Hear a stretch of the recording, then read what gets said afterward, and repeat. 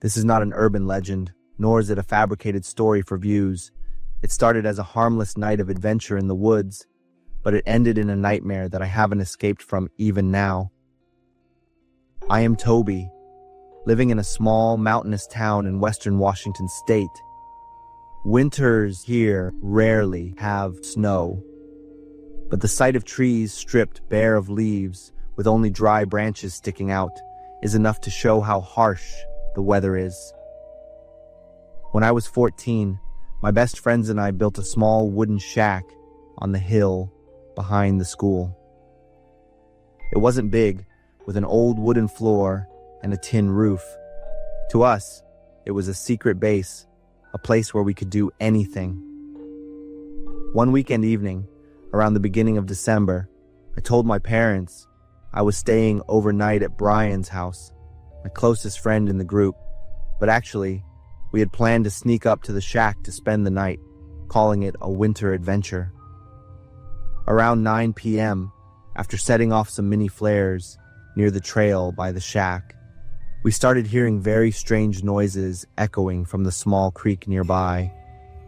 It sounded like something large splashing into the water, followed by continuous scratching and tearing sounds. It was chwalmangs, especially in the quiet, freezing space. We looked at each other. None of us spoke, but we all understood. It was time to leave. On our way down the hill, we ran into a middle-aged woman walking up from below. She carried a flashlight and a long stick, like a hoe handle. Her coat reached her knees, and her face was obscured by the flashlight's glare. She walked silently, almost gliding. At first, we were scared and about to run away. But then, I was the one who suggested we follow her. Simply put, curiosity won over everything else. I convinced the others that she was just a local looking for firewood or something. Who knows? Maybe she was looking for something valuable. Our excitement immediately returned. We secretly followed her for about 20 minutes, crossing bare thickets and a slope covered in rotten dry leaves. We reached a clearing in the woods where the wind howled louder. We huddled together, shivering. We watched as she stopped there, shining her flashlight onto the ground.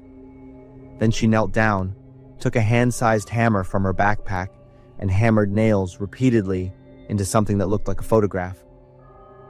As she hammered, she mumbled things that sounded like curses, a mix of whispers and grinding teeth. When the flashlight beam swept past the trees, I clearly saw the photo. It was black and white, the face of a child, seemingly a little girl. I recalled the legend we students used to tell. Someone in the woods behind the school once used photos or dolls to curse those they hated. We watched her silently until I made a mistake. I stepped on a dry branch that snapped under my foot.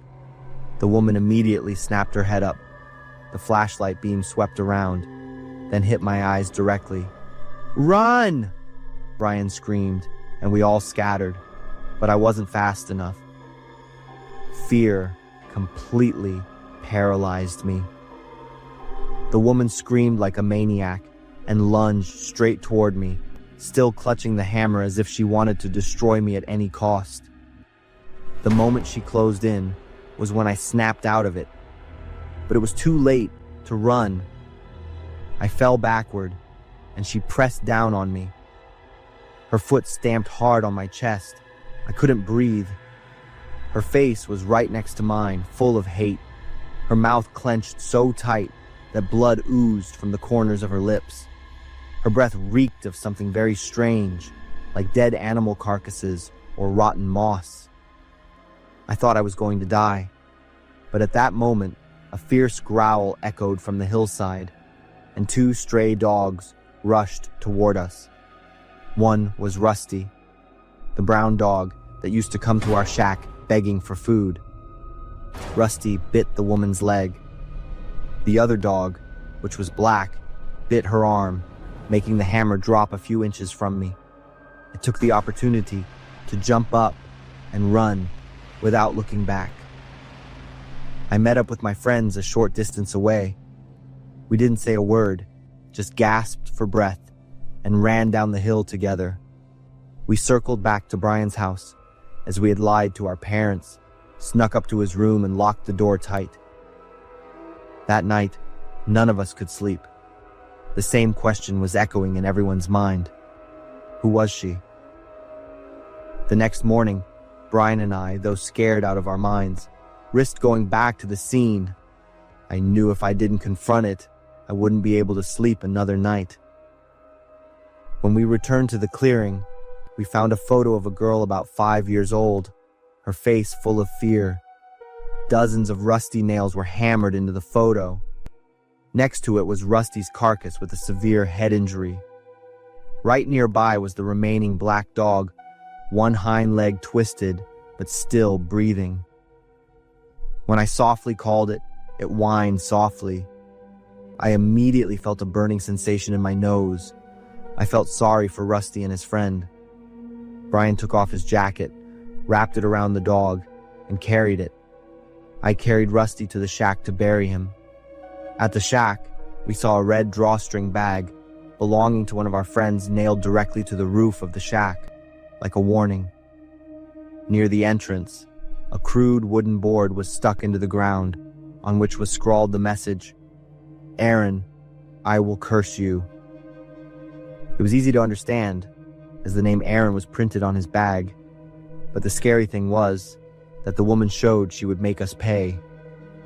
Brian said we should call the police, but I couldn't. I had lied to my parents. If they found out I was sneaking into the woods at night, I would definitely be grounded all winter. We decided never to return to that hill again. We agreed that if we stayed away from the mountain for a while, she would forget about us. From that day on, we didn't see each other during the entire winter break and never saw the woman again. After the mountain incident, Brian started skipping school because he broke out in a rash all over his body, including a strange bruise on his right flank. It looked exactly like the face of the middle-aged woman who had attacked me. He insisted it was her curse, while Aaron and I tried to reassure him it was just a coincidence. At the same time, rumors started circulating at school about a woman wearing sandals and a long trench coat who often appeared along the way home and stared at students. I was terrified, knowing for sure it was the woman from the woods. One afternoon, when Aaron and I were hanging out with two other friends, Nick and Mason, we unexpectedly ran into her on a quiet road leading out of town. She was looking down, carrying a grocery bag, but as we got closer, she suddenly looked up and stared straight at me. The smirk and lifeless eyes made Aaron and me panic and run, even though Nick and Mason scoffed, thinking she was just a crazy lady. That night, I couldn't sleep. Aaron and I discussed it and decided to return to our old base on the hill the next day to gather evidence, bringing a Polaroid camera. There, we found a new photo of a little girl nailed to the ground, so the cursing ritual was still ongoing. Under the old floorboards of the shack, we found a wooden plank with the words, "Curse Brian." I took pictures of everything with trembling hands. We immediately went to the local police station, but the officer on duty just asked, "Have you told your parents yet?" Clearly, they didn't believe us. The photos we brought were also blurry. Afraid of being reprimanded and having our parents informed, we ran away from the station. A few days later, as I was walking home alone, I felt like I was being followed. Turning back, I saw the middle-aged woman hiding behind a car, holding a long stick. I ran, weaving through small alleys to avoid being followed. When I got home, I had just locked the door when she was already on the porch. She tried to turn the doorknob, then pressed her ear against the door as if listening. I hid in the dark, holding my breath, but she didn't stop there. She pressed her face against the window and used a sharp object to scratch the glass, making a horrible screech sound. Just then, police car lights flashed. After that, I received a call from Aaron. He said he had called the police because he saw her outside my house. I had no choice but to tell my parents everything.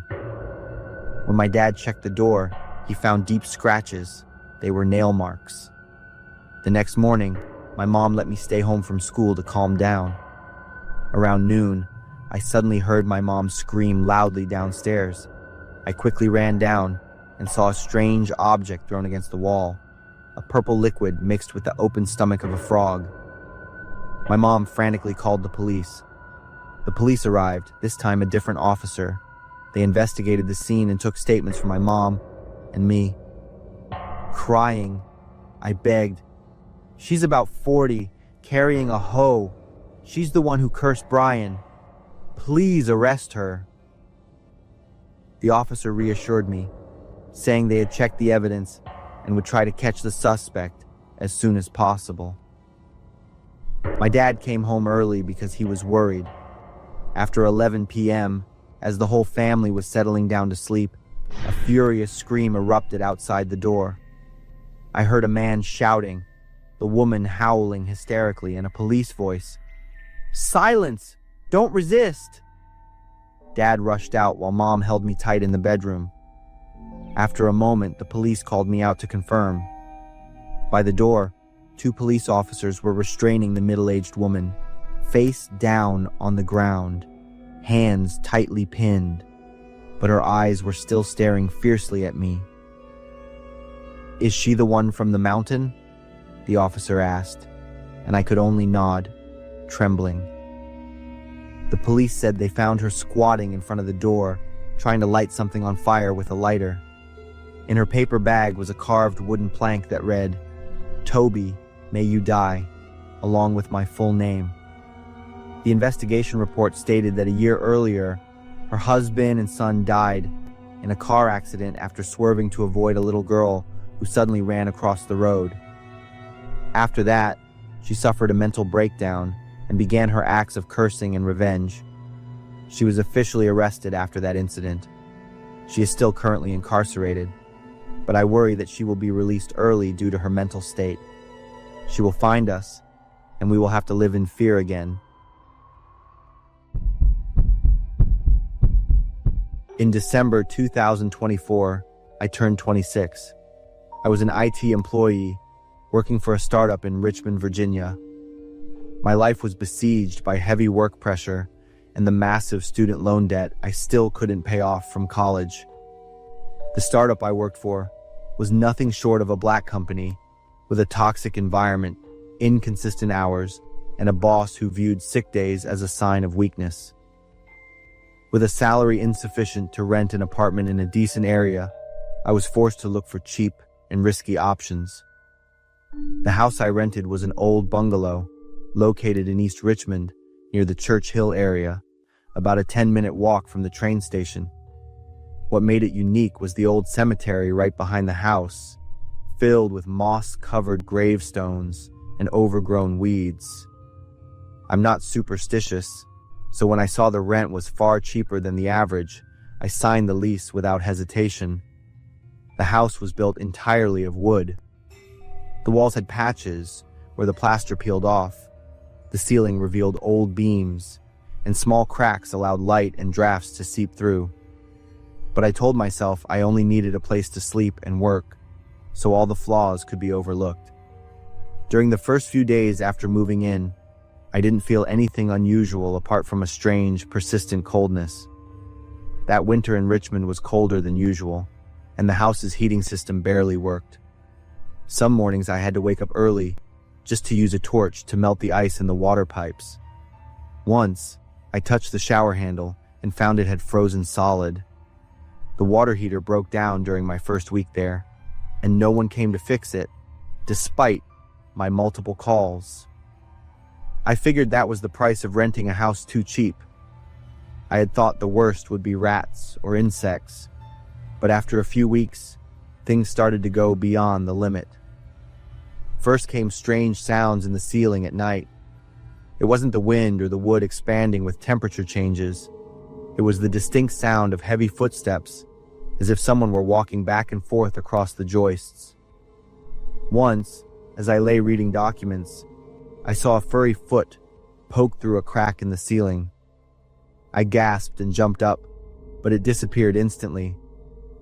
I tried to reassure myself it was just a large raccoon. Richmond still had wildlife straying into residential areas, especially during mating season. But even so, I couldn't sleep soundly. Work didn't allow me much time to dwell on things. I often had to work late into the night, sometimes until dawn. For nearly 2 months, I lived like a machine, waking up, rushing deadlines, eating something cold quickly, and then sleeping fitfully for a few hours. I began to suffer from chronic insomnia and nervous exhaustion. One night in early January, for the first time in weeks, I got home early. I ate a proper dinner, took a thorough shower, and turned off the lights early to go to bed.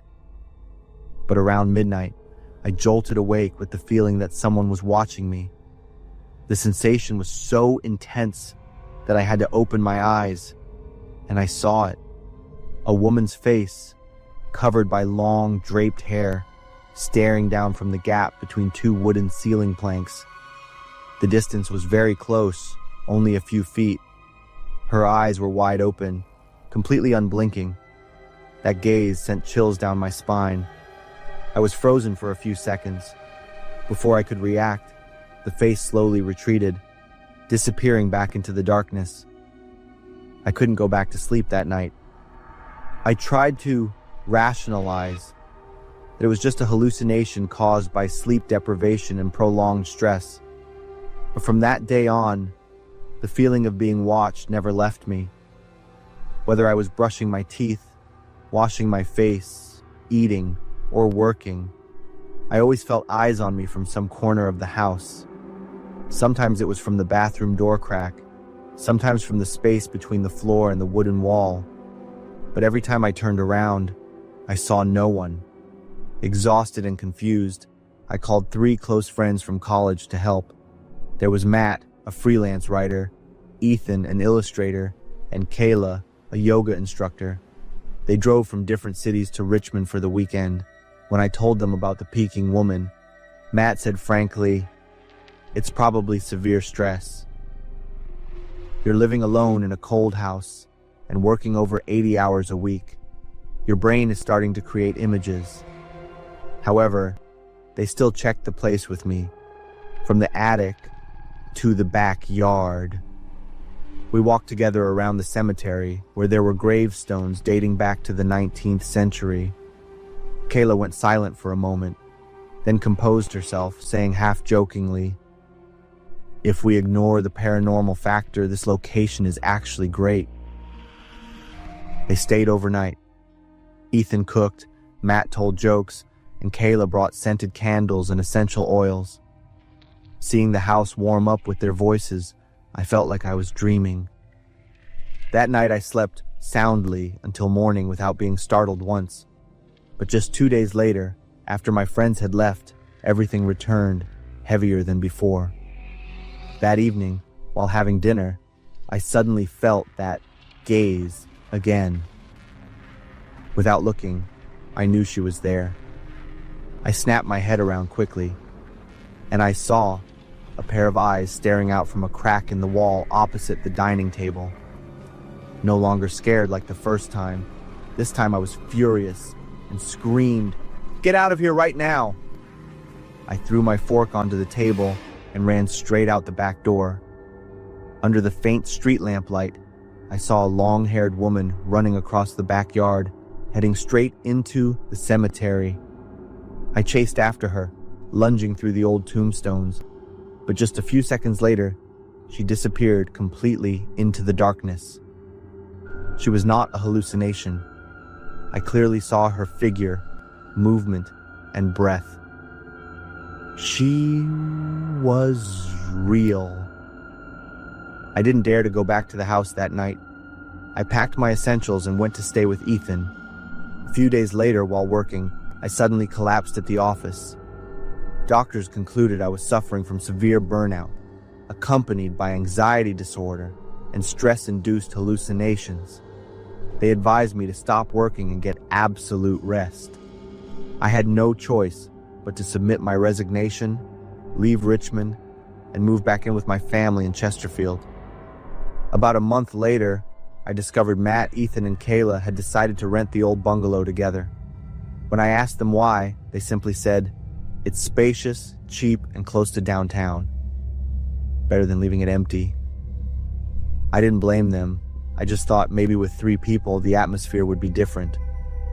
But then, one day, I saw Matt post a new web comic strip on Reddit titled "The Cemetery Peeker," about a mysterious long-haired woman who spies on residents through the wooden cracks of a house next to a cemetery in Richmond. Author, Matt.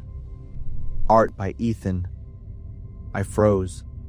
The drawings were exactly what I had described.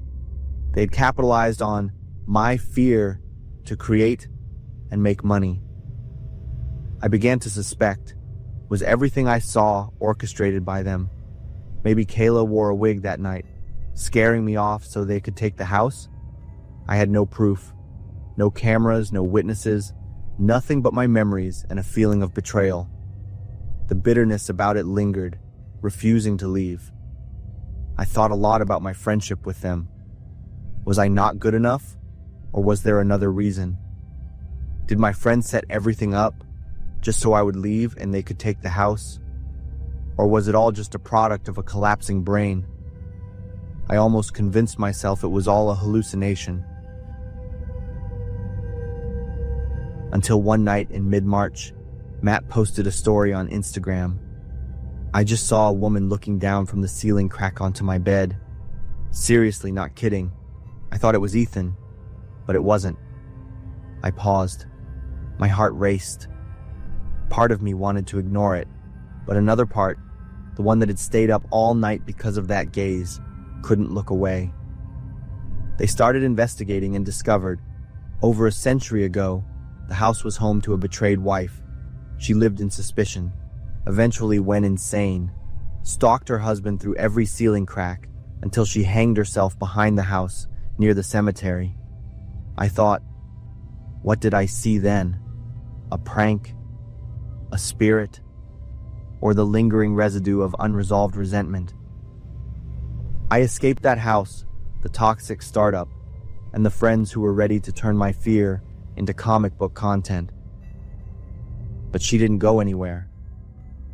And now, the woman had new faces to stare at, not mine.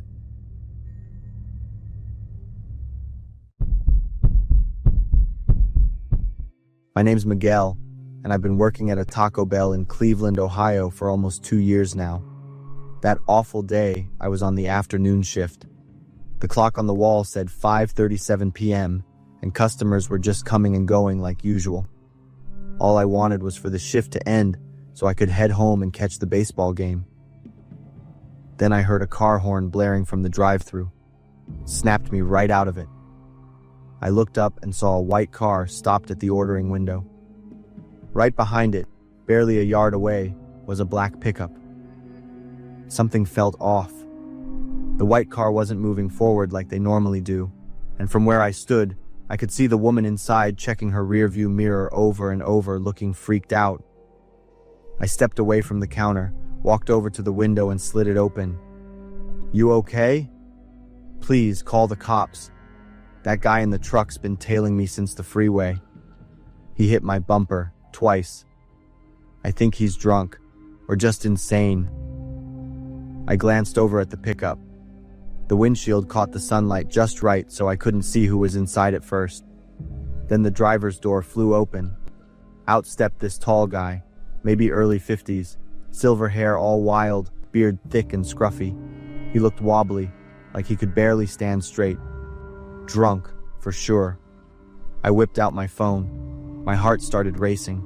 I dialed 911, not taking my eyes off him for a second. Then he stopped, just a few meters from the woman's car, the Honda, and pulled a handgun from his waistband. I swear, my blood turned to ice.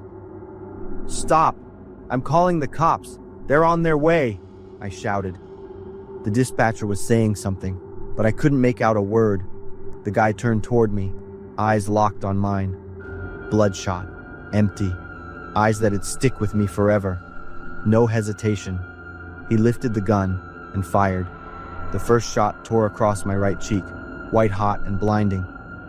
I hit the floor hard, phone slipping right out of my hand.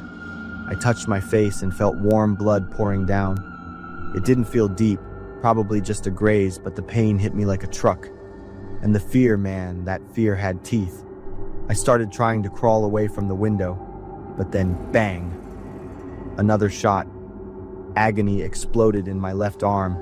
I looked down and saw blood pumping out of a hole in my Taco Bell shirt. I clamped my right hand over the wound, trying to stop the bleeding, but the blood just kept pushing through my fingers, bright and fast. I bit down on my lip, just to keep from screaming. Every muscle in my body locked up in pain. Lying there on the floor, I could still see through the drive-through window, and what I saw felt straight out of a damn horror movie. He was walking toward the Honda, gun aimed right at the driver's window. The woman inside was scrambling to climb over to the passenger seat, trying to shove the door open. But it was too late. 3 more gunshots. The window blew out in a spray of glass, tiny shards raining down onto the pavement. The woman's scream cut through the air, loud, piercing, and then silence. My head was spinning, from the blood loss, from the panic. I looked out the window again. He was just standing there, middle of the Taco Bell parking lot, gun still in his hand, face calm, too calm. Sirens were wailing somewhere in the distance, but they were too late. He glanced around for a second, like he was admiring the damn sunset or something. Then, slow as hell, he raised the gun to his own head. I shut my eyes. Bang! When I opened them, he was on the ground, face up, not moving, blood spreading under his skull like ink on paper. I was still on the floor, gasping, heart racing, ears ringing from the shots. My whole body was shaking like I couldn't stop. I heard footsteps, people shouting, the sirens getting louder. Then someone dropped down next to me, a coworker. She pressed a towel to my arm, kept saying something over and over, but I couldn't make out a word. All I could see was his eyes. Those empty, hollow eyes, the flash of the gun, her scream. Afterward, the cops told me their names. Nicole Williams, 25, James Harmon, 53. He had a history of mental illness. 2 total strangers. 1 messed up road rage incident turned into something out of a nightmare. I still haven't gone back to work. Not sure if I ever will, at least not to that Taco Bell. I'm taking it one day at a time, trying to work through the mental scars. But I know this much. I'm damn lucky to still be here. Grateful. And I don't take a single day for granted anymore.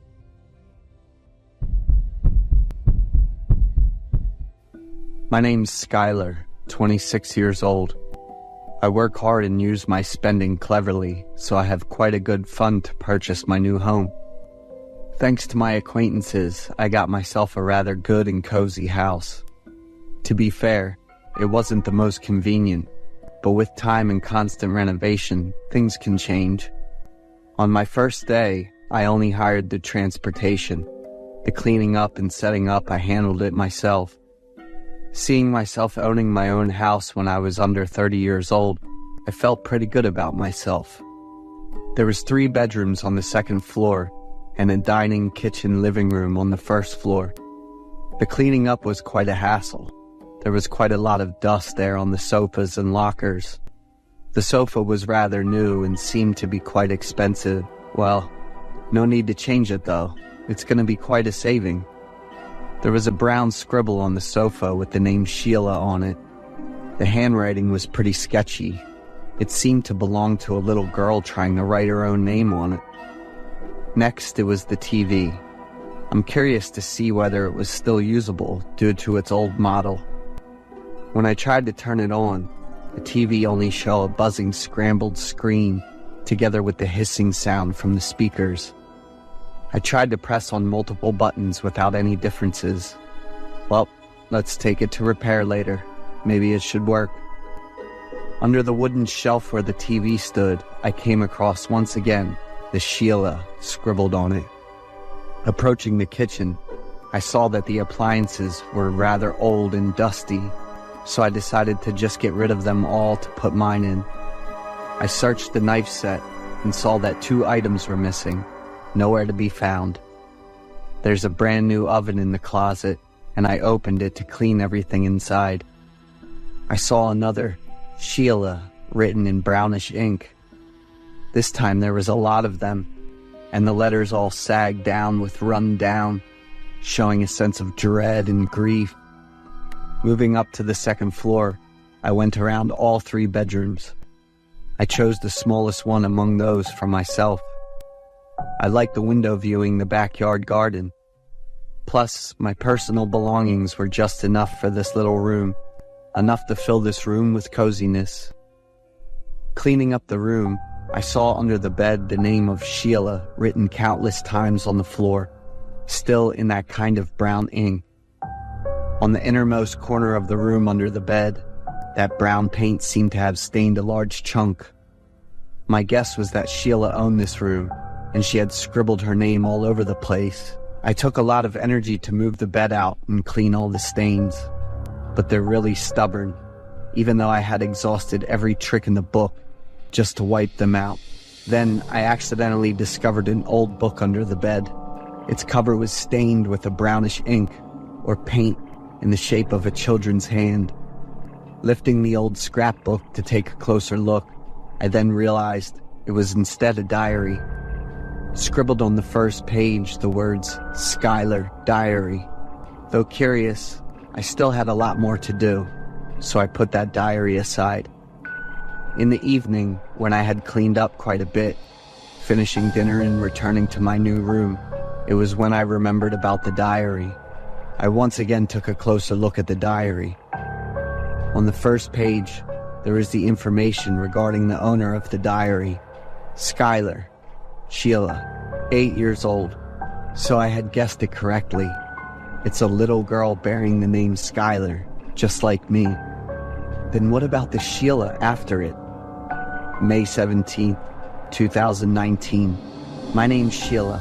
I'm 8 years old for 3 days now. Celebrated it in the orphanage. Now I'm in a new house, having another name of Skylar. I'm really happy to be adopted into a happy family. Reading the innocence in the diaries, showing the fullness of happiness of the little Skylar, made me laugh. Throughout the diary, the stories told were written with detail, date. I would stash the diary in a corner and would go through it every day. It felt like I was reliving the days of happiness from an innocent young girl. I turned off the light, sunk into slumber after a long day of hard labor. Days later, I began my process of diving into the diary. The charming stories of little Skylar reminded me of my childhood, because I was an orphan too. But every day the 8-year-old girl's happy stories were replaced by a gradual, hellish nightmare. October 19th, 2019. I feel numb around my limbs and my body is in pain. I am scared every time Mom and Pop call me. If they're not happy, I'm not happy. I'm also hurt too. November 20th, 2019. I miss the room back in the foster home. I miss Miss Rachel. I want to live under Sheila. I don't want to live as Skylar anymore. January 18th, 2020. Today's a big day, since Pop is going to pick up my mom and my little brother from the hospital home. But I'm not happy. My body keeps oozing these fluids out. The stories ended there, together with a brown substance soaked through the dry pages, blurred out all the scribbles within. I guess it was blood.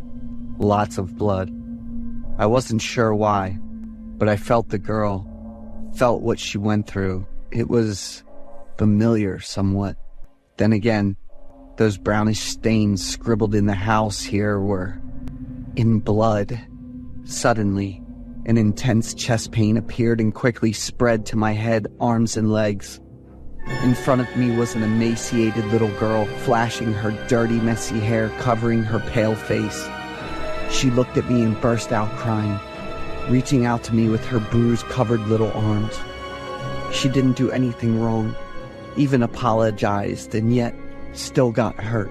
I looked at her crying too, I was in so much pain and so much fear. The yelling, the cussing echoed around me, melted in with the heavy impacts, the wailing and whimpering, all mixed in a cacophonic chaos. I couldn't take it anymore, and in an intense emotional embrace, tore the diary apart. It took a few minutes for me to get everything together, and I was on my bed. It was 7 p.m. I mumbled, looking at my phone. It must be the exhaustion from a whole week of hard work, and I was in such a delirious state. I went down to the kitchen to make dinner. Suddenly, I saw on the dining table a shadowy figure trying to do something with a knife. I grabbed on at the flower vase on the table, only to have the shadow disappear, and yet, in the place where the shadow sat, was a pool of blood, right next to a sharp penknife. The sudden appearance jolted me from my trance, made me drop the vase onto the ground. In my wrist came a sudden shearing pain that blasted through my body. There was a very deep cut on my wrist, prompting me to rush to my room and get my medical equipment. Yet as soon as I got my med kit, the pain was gone, same as the deep cut on my wrist. I didn't know whether I was dreaming or not, yet everything felt so real and familiar. Suddenly there was a sound like dripping on the floor, jolting me back from my thoughts. I slowly made my way to the sound, coming from under the bed. My heart skipped a beat when I felt a sudden sensation of wet, warm liquid under my feet. The warm crimson was pulling out from under the bed. I took a deep breath and went down under my bed. It was the little girl Sheila I've grown to know too well for the last couple of weeks. She was soaked in the crimson red blood, the messy, gritty hair stuck over the shoulders with only skin and bones. Her little hands were squeezing around the little scrapbook. She came over and smiled to me, the sweet and innocent smile that was full of suppressed pain. The smile woke up a memory buried deep within myself. This very house had been haunting me throughout my childhood. For many years apart, I came back behind the very house I wished to have left. The little girl Sheila under this bed, she is me.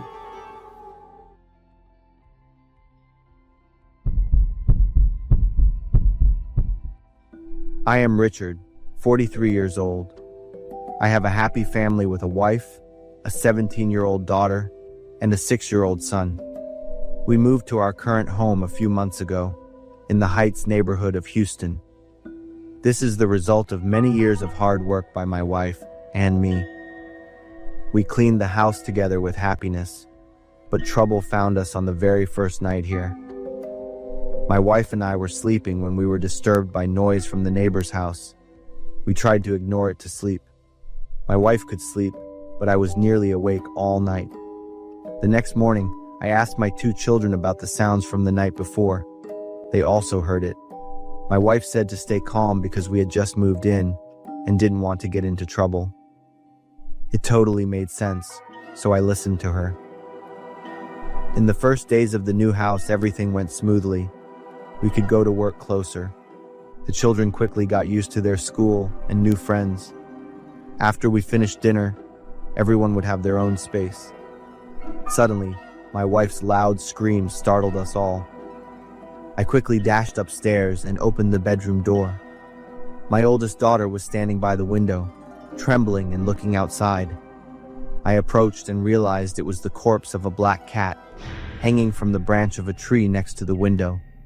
It was heavily decomposed and smelled terrible. I quickly handled the cat's remains, thinking this was some sort of nasty prank. I warned everyone to be more careful, and I would keep an eye on the security of the house.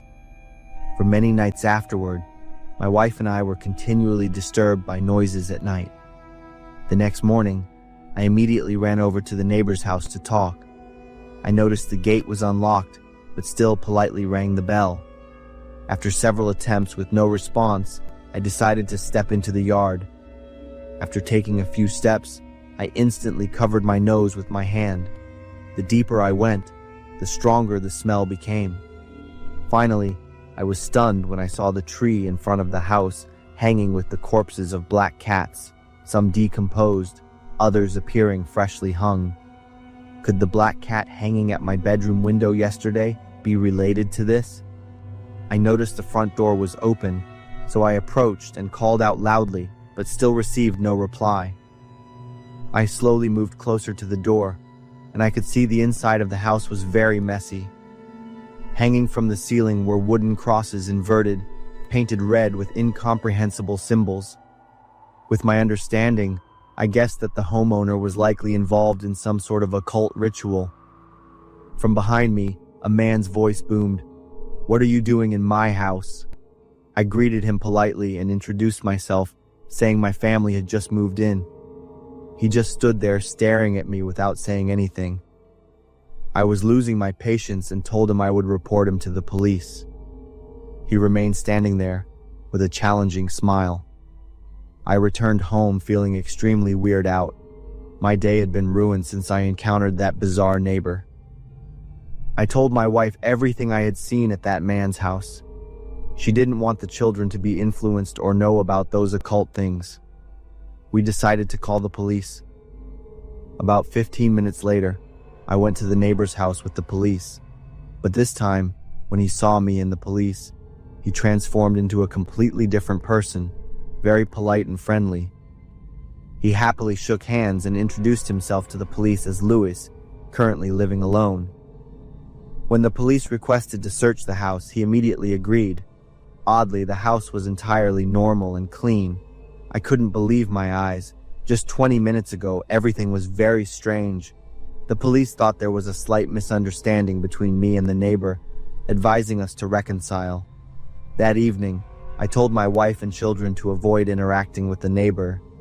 I emphasized that everyone needed to be careful locking the windows before sleeping. The family atmosphere became tense. I encouraged my wife and children that everything would be all right. The next morning, I woke up slightly later than usual. When I went down to the dining room, I received a wary and fearful look from my daughter. I proactively approached her and asked how she was. Immediately, she yelled for me to stay away and quickly grabbed her backpack to leave the house. My wife and son stared at me. I didn't understand why she was acting like that. That night, she didn't come home but called my wife, saying she would sleep at her friend's house. I tried texting and calling, but she didn't respond. Sitting alone in the living room, I tried to recall everything to see if I had overlooked any events that led to my daughter's condition. Suddenly, my son appeared right behind me, startling me. He looked very angry, staring at me with some sinister intention. Before I could finish my question, he unexpectedly raised a knife high. I yelled loudly, jumped up, and rushed away. When I looked back, he had run out the door. My wife, hearing my screams, rushed over with a terrified expression. I recounted what I had just witnessed, but she insisted I had been dreaming. She said she had been with our son in the room. My son was having trouble sleeping, so he wanted his mother to read him a story. We rushed upstairs and found our son sleeping soundly. I believed what my wife said, but I also trusted what I witnessed from earlier. We returned to our bedroom to rest. The next day, my daughter came home late in the afternoon, still avoiding my gaze and all my questions. She said she only wanted to see her mother and little brother. I helplessly walked away. My wife went to the room with our daughter while I went downstairs. Just as I got to the bottom of the stairs, I was in shock to see my son lying unconscious, with a pool of blood still flowing beneath him. My daughter stood looking at her brother with a joyful smile. Her eyes were bloodshot, and she held a kitchen knife covered in blood. I rushed to embrace my son's small body, which was pale from blood loss. My wife quickly ran down the stairs, not knowing what was happening, only to scream. I froze when I saw my daughter following my wife.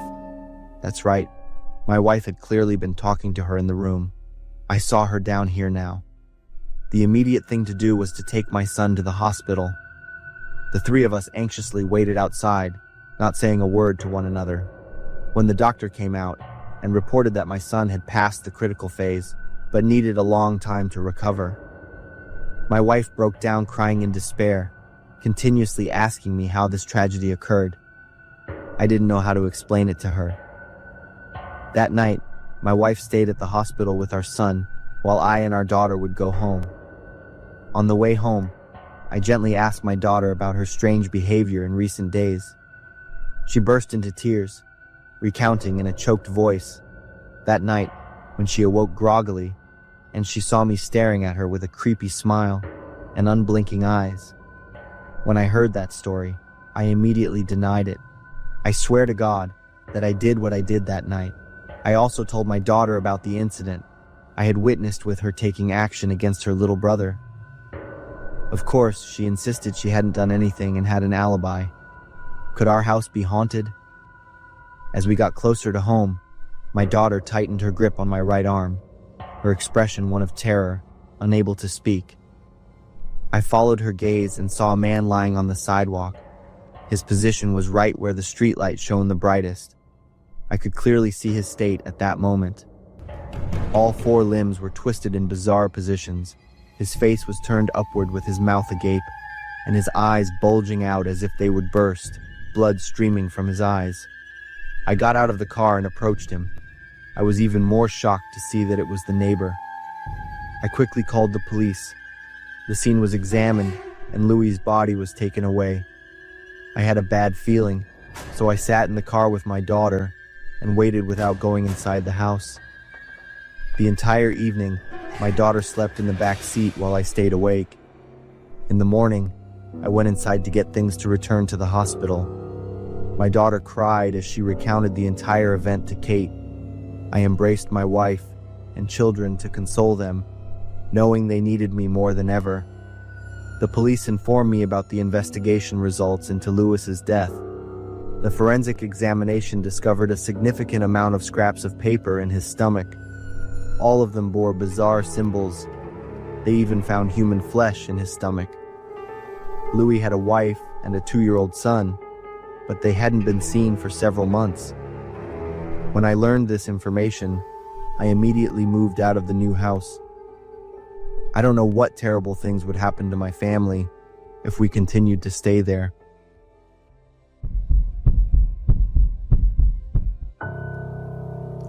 I'm Victor, 25 years old, living in Utah. I have a very close friend named Rose. We have known each other since college. After graduation, I settled and worked in Utah to be close to family, while Rose moved to Washington for work. Even though we were quite far apart, every year Rose and I would try to arrange our schedules to meet up or travel together. That year, we planned a 5-day vacation at Huntington Beach, California. Rose and I had sorted out our work schedules. Because we were far apart, we both took the initiative to travel from our respective locations and meet in California. On the first day of the vacation, I was luckier than Rose as my flight went smoothly. However, Rose's flight encountered some issues, and she called me to say she would be about 3 hours late. I was somewhat disappointed that things didn't go according to plan right on the first day. But there was nothing to be done about it, so I went to Starbucks at the airport to buy some coffee and pastries. After sitting in Starbucks for a while, I started to feel a bit suffocated. I decided to return to the airport lounge to wait for Rose since she would have an easier time finding me there. A while later, while looking at my phone, a man nearby caught my attention. He seemed to be struggling with his suitcase. It looked like he was asking a few people nearby to hold his suitcase for him, but no one was willing to help. He appeared quite flustered and anxious, constantly looking at his watch. I also glanced at the time on my phone, realizing Rose's flight wouldn't arrive for another hour. Thinking I had plenty of time, I decided to approach and help him. He was very grateful, continuously thanking me. He introduced himself as Egan. Egan said he would be back in 30 minutes and handed me a piece of paper with a phone number before hurriedly leaving. The paper was typed neatly, not handwritten. I didn't get a chance to ask Egan what he was up to, but I wasn't curious anyway. I continued waiting at the airport, this time waiting for both Egan and Rose. 30 minutes passed, but Egan hadn't returned yet, so I told myself I'd wait a little longer to see what happened. Lost in my phone, when I looked up again, Egan was already 20 minutes late. I called the phone number Egan had given me, but it said the number didn't exist. I double-checked the number I dialed, and it matched the one on the paper Egan left behind. I tried calling many times more, but the phone kept saying the number didn't exist. I started to panic, unsure if this Egan guy was just messing with me or had some other motive. All I had was this piece of paper with a phone number that I couldn't contact. All I could do was wait and hope that Egan would return soon because I had a long itinerary with Rose. 20 more minutes passed and Egan still hadn't shown up. At this point, I was extremely anxious. I searched the suitcase for any accurate contact information Egan might have left behind. As I sat down to inspect the suitcase, I noticed it was nearly soaked, with a faint pink liquid dripping onto the floor. It had a strong, familiar smell, like the cleaning solution I often used. The suitcase was quite old, and even its lock was broken. It seemed like the contents had shifted and leaked out. I was disappointed not to find any other personal information about Egan. Later, Rose arrived, and we were happy to see each other. Rose was excited to continue the planned vacation, but I needed to deal with the suitcase first. We decided to take it to the airport security personnel. As we started moving, I was surprised by how heavy the suitcase was. It estimated to be about 120 pounds. I asked Rose to pull her suitcase so that I could move Egan's suitcase more easily. Struggling to pull Egan's suitcase ahead, Rose followed behind. After a while, the sound of tearing fabric made me quite uneasy. Looking back, the suitcase seemed fine, so I continued moving. Suddenly, there was a loud tearing sound, and Rose immediately screamed and collapsed. When I turned around, the sight before me left me petrified. From inside the suitcase, a neck was protruding. I emphasized that it was the neck of a headless body. People around us noticed, screamed in fear. Many of them panicked and ran away. Rose had fainted, and I was terrified and confused. My brain couldn't process, think, or function anymore. I sat down on the floor staring helplessly at my dear friend. Airport police arrived quickly, and the suitcase containing the body was taken to the station. Rose was taken to the medical room. The police asked me many questions, but all I could provide was the piece of paper Egan had given me. It was then that I realized something was wrong. The phone number on the paper was typed, indicating that everything was premeditated rather than spontaneous. Why didn't I realize it at the time? The police used data from the security camera and provided it to me for identification. It was the blonde man who had given me the suitcase. I was detained at the airport police station for the next 2 days to coordinate the investigation. The body in the suitcase was examined, and the identity was determined. It was a high school girl reported missing by her family 3 days ago. After investigating all the citizen records, the police identified the man in the security camera footage. That man's name was Joe, not Egan, a 17-year-old teenager living in Michigan. Realizing the absurdity, the police continued investigating the fingerprints on the paper scrap in the suitcase. Strangely, the fingerprints found did not match those in the population management database. They also did not match the fingerprints of the teenager named Joe. In the end, who was that man? And why was he so ruthless? I was truly exhausted by those horrifying events. My and Rose's vacation was ruined. I should have been more vigilant and noticed the strange thing about Egan's paper. My trust and kindness were exploited. Even today, almost 5 years after that incident, I still can't escape from that horrifying story.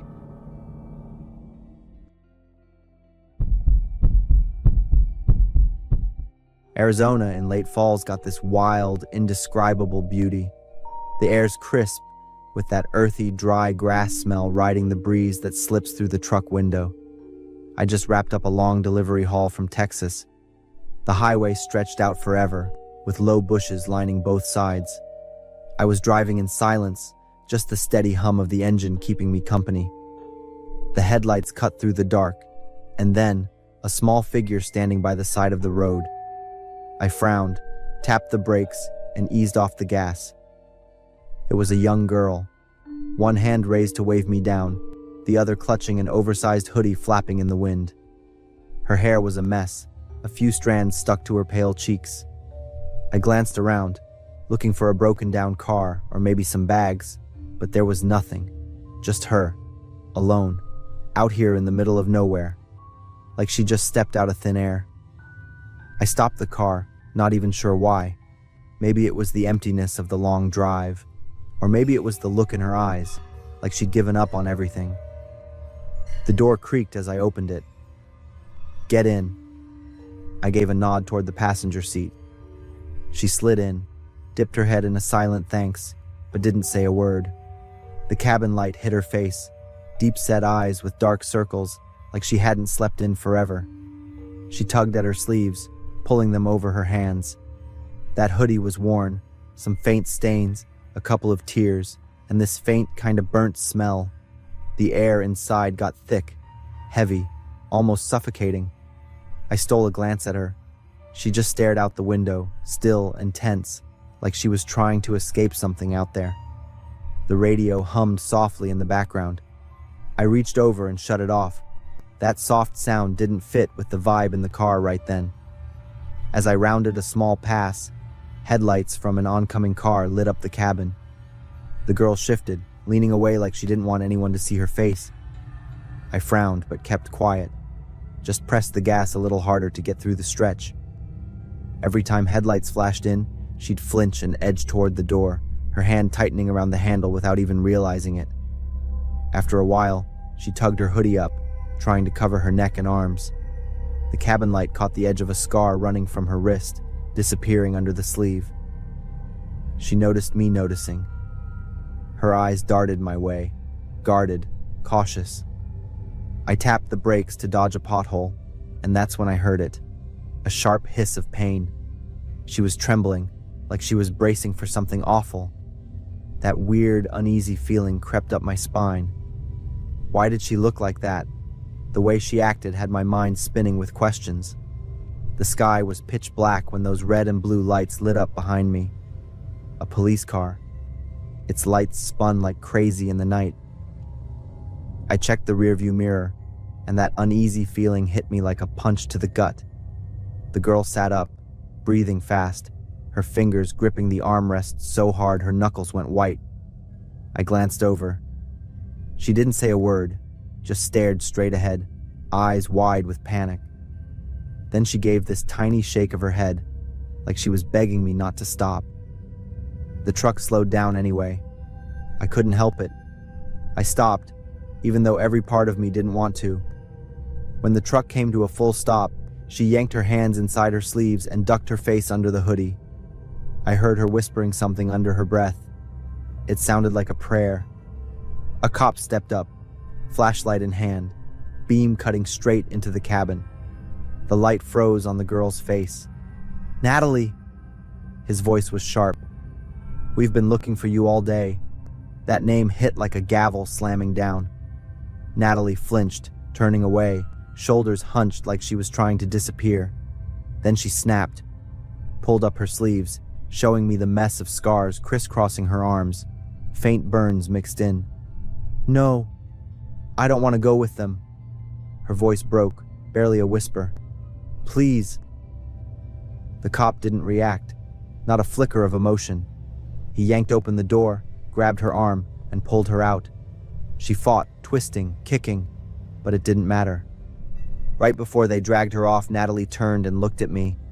Those eyes, they weren't just looking. They were trying to burn something into my brain. They didn't come to help me. They're gonna kill me. Her voice hung in the air, cold and sharp. It made me shiver. The police car rolled away, red and blue lights spinning into the darkness until it disappeared. I sat there for a second, staring at the empty seat beside me. That's when I saw it. A crumpled scrap of paper on the floor.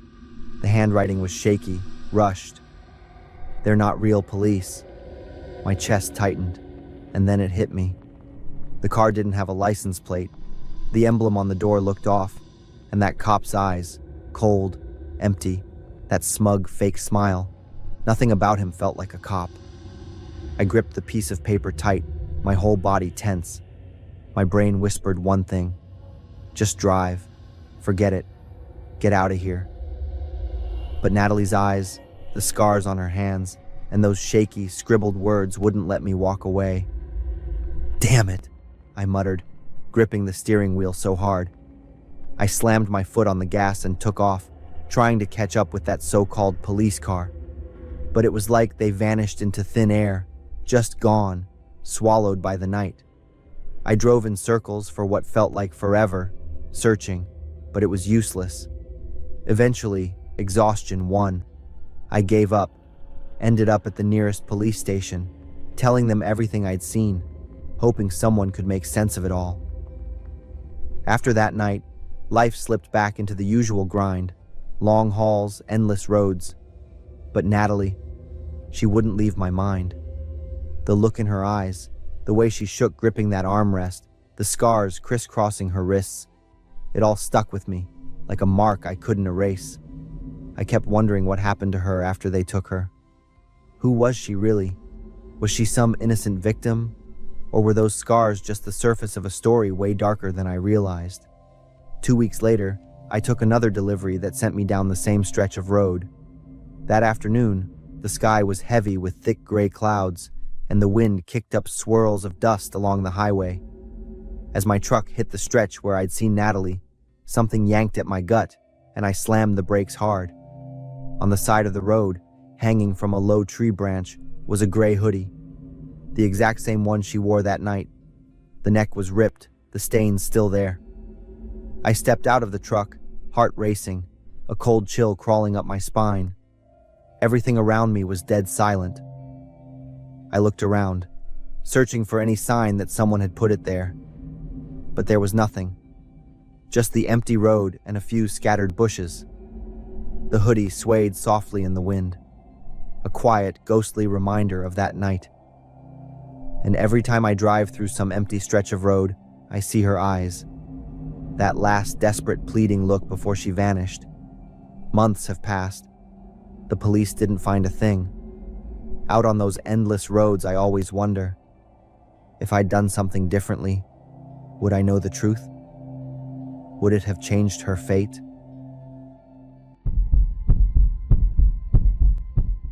I'm Leon, 30, and I live with my wife in Washington. It's been exactly 10 years since I lost my best friend on March 13th, 2014. He was the one who had accompanied me since my childhood.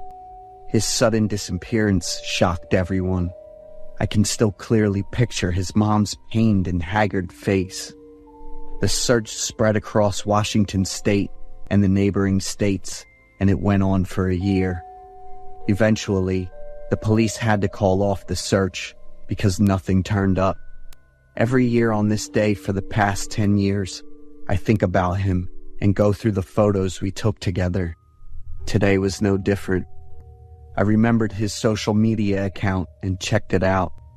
I was moved when I realized he was stuck at 20, while I've grown into an adult. When I checked the messages, the last one he sent me was also on this day, 10 years ago, and I never replied. As I scrolled through our conversation, I was shocked to see how much he had to say.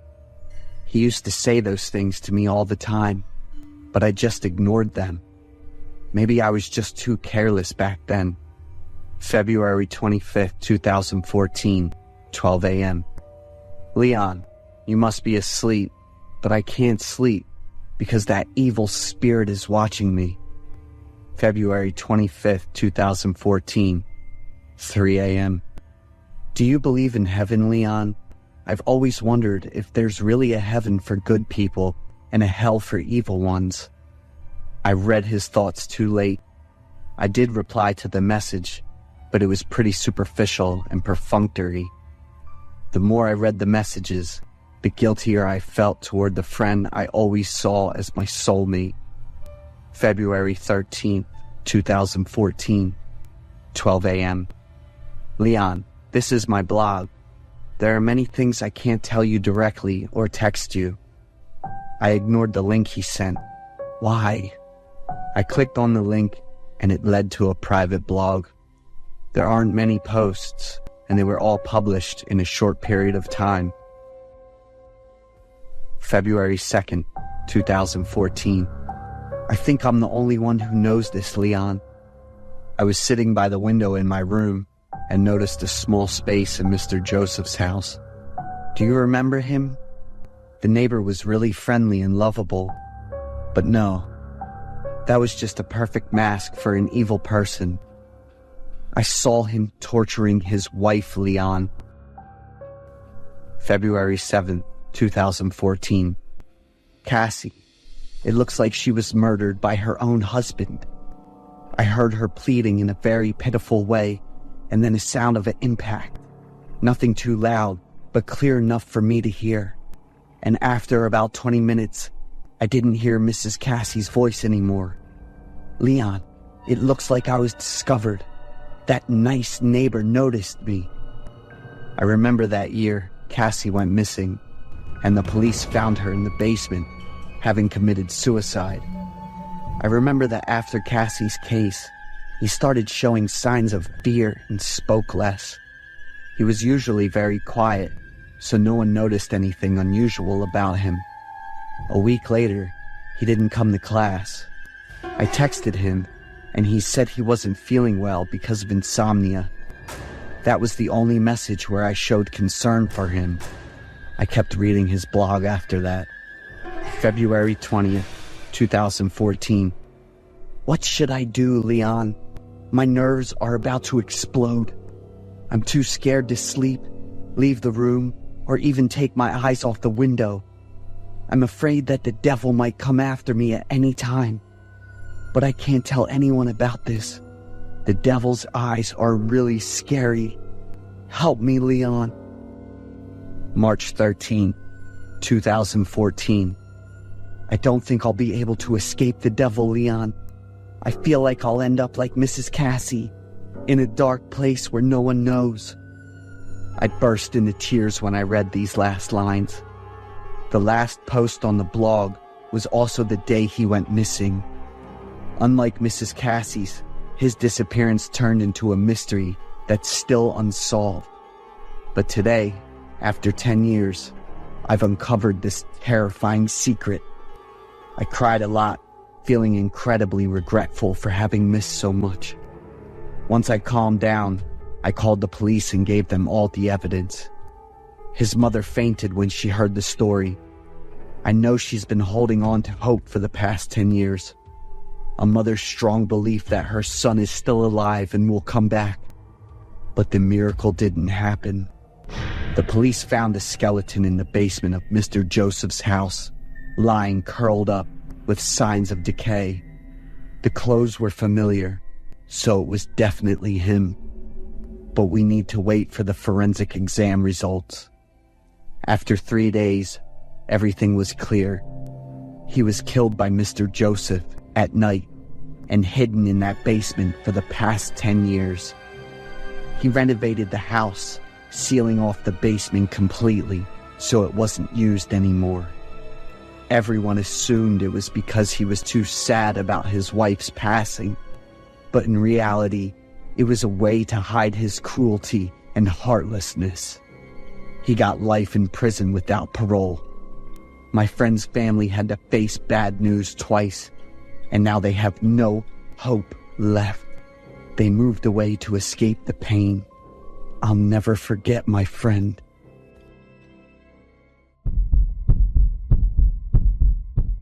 I work as an assistant for a company that provides women. My name is Kaylee. I'm 26 years old. I'm an executive assistant, so I handle scheduling meetings, organizing conferences, preparing documents, and a bunch of other stuff. I'm confident that I look great, can pick up information quickly, and handle work really well. But I haven't been very lucky when it comes to picking the right place to work. I was getting ready for an interview with my fourth company. It was a pretty well-known securities company in the city. After 3 days of interviews, they let me know I'd got the job. My boss was a young guy named Anthony, just 4 years older than me. On my first day, I got into the swing of things pretty quickly, even though there were a lot of tasks to handle. But I managed it, and everything went smoothly. Anthony, the boss, was amiable and nice too. He was the type who would chat and ask a bunch of questions whenever he had some free time. While I was going through the director's files, I accidentally came across the records of the former secretaries. They were all really beautiful, and some had impressive education. I felt like I only matched up to a few of their talents, but they probably didn't find the right fit in the work environment like I did in my previous jobs. One day, after wrapping up an important meeting at the company, Boss Anthony told me about a meeting with a partner that night. Mr. Otis was a longtime partner and a close friend of my boss. This meeting was going to be a bit different since I didn't need to set up a venue or a banquet table. It was going to be held at Mr. Otis's villa. Boss Anthony asked me to dress up nicely in a red dress and said my job would be to take notes on the important stuff during the meeting. The appointment was at 7 p.m., right after work, so I quickly swung by a fashion store and picked out a gorgeous dress. In the evening, I took a taxi to Mr. Otis's villa and waited there for Boss Anthony. At the scheduled time, Boss Anthony called to let me know he'd be a bit late because of an urgent issue. Anthony told me to go inside and meet Mr. Otis first. I didn't ask any questions, just tidied up a bit and then went to ring the bell. When the door opened, the inside of the villa was like a palace with so much gold. It totally dazzled me. An extremely elegant and handsome man came over to me. "Hi, I'm Otis. Nice to meet you." His voice was really charming too. I still had to stay as professional as possible, so I greeted him politely, and then Otis showed me inside. I was really impressed by this guy. He seemed perfect, from his looks to his career. I checked out the living room while Otis, being pretty far away in the kitchen, poured some wine. It looked like he didn't have a butler or a maid. Suddenly, I spotted a drop of red liquid on the floor. Scenes in horror movies immediately popped into my head. I noticed Otis was still in the kitchen, so I sat down, wiped my hand on the liquid, and sniffed it. It smelled fishy, so it was definitely blood. My thoughts were immediately interrupted when I saw a long line of blood running down my calf. I was on my period, so it was super embarrassing and silly. As soon as Otis came back, I quickly asked if I could use the restroom. Luckily, the red dress saved me this time. After dealing with the situation, I went back to the living room and had a really pleasant chat with Otis. I almost forgot what I was supposed to do in the meeting tonight. When I remembered my boss Anthony, I asked Otis if I could step out for a minute to make a phone call. After making nearly 10 calls without getting through, I started to worry, but had to head back inside. I was pretty surprised to see that Otis had set up a small banquet table. He invited me to sit down and start eating. I asked Otis what the meeting was about and let him know that I couldn't reach my boss Anthony, but Otis didn't seem surprised or worried at all. With Otis's knack for persuasion, I quickly forgot about work. Otis invited me to have some pricey Romanée Conti wine. Just as I was about to take a sip, I heard a girl scream loudly, and then the sound of a gun going off twice. I was shocked and confused, and Otis was too, but then he started to panic. The screams and curses aimed at Otis just kept going. The gunshots kept firing, and one by one, the pricey stuff in the living room was getting wrecked. From upstairs, a girl came down looking disheveled in a nightgown. She was covered in bruises, and some spots were scratched and infected. She held the gun tightly in her hand, pointed it right at me and Otis, and screamed, crying and in pain, "Let her and all of us go, you jerk!" I took a closer look at the girl and gasped in shock. "Julia! Wasn't she one of the secretaries who used to work at my company?" Julia looked at me with a hint of surprise. A tall guy in a black suit walked up behind Julia. It was like she sensed him coming. Julia spun around and aimed the gun straight at the guy in black, warning him to back off. For a moment, Julia had him under control. She frowned angrily, aimed the gun right at me and Otis, and then pulled the trigger. The sound of the gun was so loud, it felt like it was going to burst my eardrums. I screamed, grabbed my head, and dropped to the floor. I heard the sound of glass breaking and looked over at the Romanée Conti bottle. The white pills that hadn't completely dissolved yet, mixed with the wine and scattered all over the dining room. I glanced at Otis in panic, and his expression was no longer calm and polite. Otis yelled and cursed at Julia while telling his guys to quickly arrest her. I quickly pulled out my phone to call the police, but the call wouldn't go through. Otis hit my hand hard, and my phone flew across the room. The gun in Julia's hand went off with loud bangs, and I screamed in panic. I opened my eyes and looked around. Otis and his guys were momentarily under Julia's control. I crawled over to the phone to call the police, but I wasn't sure if they'd hear me because the gunfire was so loud. Julia grabbed my hand, dragged me into a room, and locked the door behind us. There were 3 other girls inside, and I quickly recognized them as Mia, Rose, and Gail. They were also the secretaries I'd seen in the file. What was even more shocking was that Gail was heavily pregnant, and she had a lot of wounds and scars on her body. The door was being pounded hard, and Otis's angry voice was shouting threats, his teeth clenched. We hugged each other tightly, shaking and crying. Finally, the police arrived, and the other girls and I were rescued. The 4 girls were rushed to the hospital right away because we were in pretty bad shape. I worked with the police to give my statement. The situation was finally sorted out. Anthony teamed up with Otis to help the company grow, as long as he got high-quality products in return. Gail, Mia, Julia, and Rose were brought to this villa one by one to be entertainment for Otis. I was luckier than they were since I was found and rescued in time. Otis was arrested and put in jail. Gail gave birth to a healthy baby boy at the hospital and named him Jason. Gail would use Otis's fortune to raise the child. We became close like sisters, set up charity houses, and raised funds to support single mothers. But so far, the police haven't been able to catch Anthony. We're still working with the police and hoping to find out where he is soon. I accidentally became an accomplice to a murderer. I'm Ryan, 25, and I live by myself in a cheap apartment in Boston. I didn't go to college.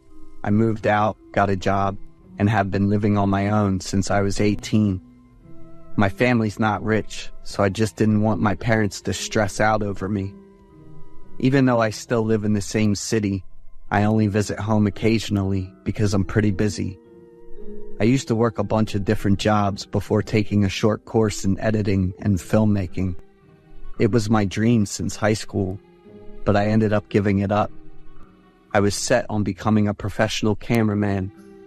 I bought an expensive camera on installments and started posting my info and work on job sites. I didn't care about the salary. If someone reached out, I'd take the job to improve my skills. After almost a week of posting in all 15 groups, I didn't get any comments, messages, or calls. But I didn't give up. I kept looking for opportunities. And then I came across an article.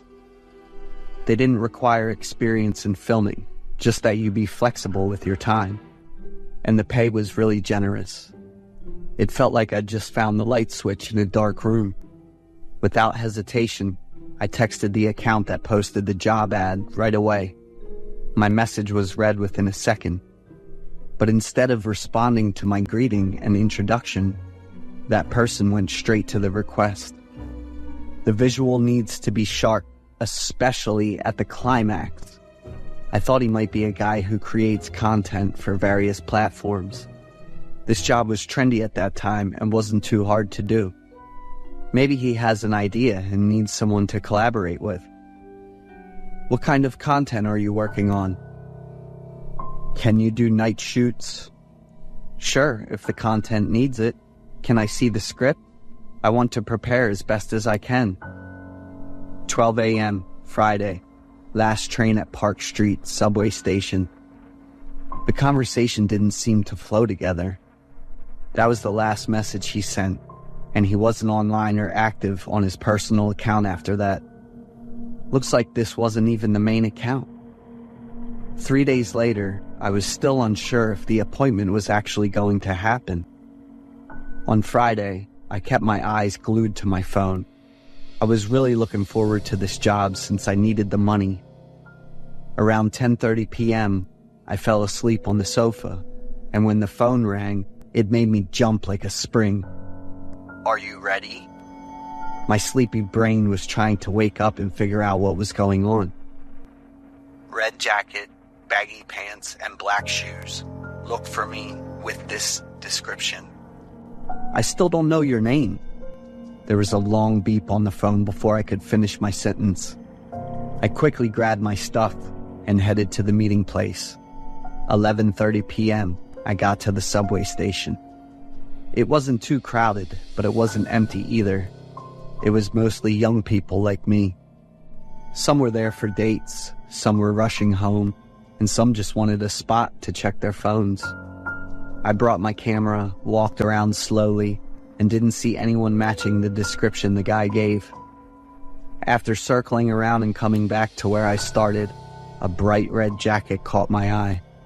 Baggy pants and black shoes. It had to be him. I approached and he was wearing a huge hat that covered most of his face, plus a black mask. Maybe he didn't want to show his face in the video. I greeted him, but he just kept staring at his wristwatch. Can I get your name so I know how to address you? Get the camera ready and set up in that position. I didn't say anything more and quickly set up the camera. As I looked at him, it hit me that I might be getting caught up in some weird young adult nonsense. He kept checking his watch every 10 seconds, like he was waiting for some important moment. After almost 30 minutes like this, I had no idea what the heck I was doing there anymore. I walked up to him and said, I need to know exactly what I'm supposed to be doing here. He kept looking at his watch, then stood up and cut me off as he did. Get to your position and start filming when I give the signal. He quickly headed towards the train tracks. I went back to where I had set up my camera, adjusted the angle a bit, and kept an eye on his every move. He walked while checking his watch and stopped right at the edge of the tracks. He turned towards me, raised his hand to signal, and I pressed the button. That's when my job officially began. The train was coming from behind him with its siren blaring. At that moment, I thought to myself that this dude had some guts. I kept adjusting the angle and making sure it looked right. But then, he turned around and pushed the woman standing next to him. She fell towards the oncoming train, and then dark red blood mixed with pieces of flesh, a strong fishy smell, and screams. The scene was like a horror movie mixed with chaos, almost like something out of a mental hospital. I was frozen, and a few people ran into me in the camera. That guy had disappeared, and I realized I was involved with him. I was helping a murderer. Just like everyone else, I panicked and ran, leaving the camera behind. I sat in my room trembling non-stop as that scene played in my mind over and over again. The next few days I just hid in my house, feeling like a disgusting death row inmate. I was certain the police would show up any minute.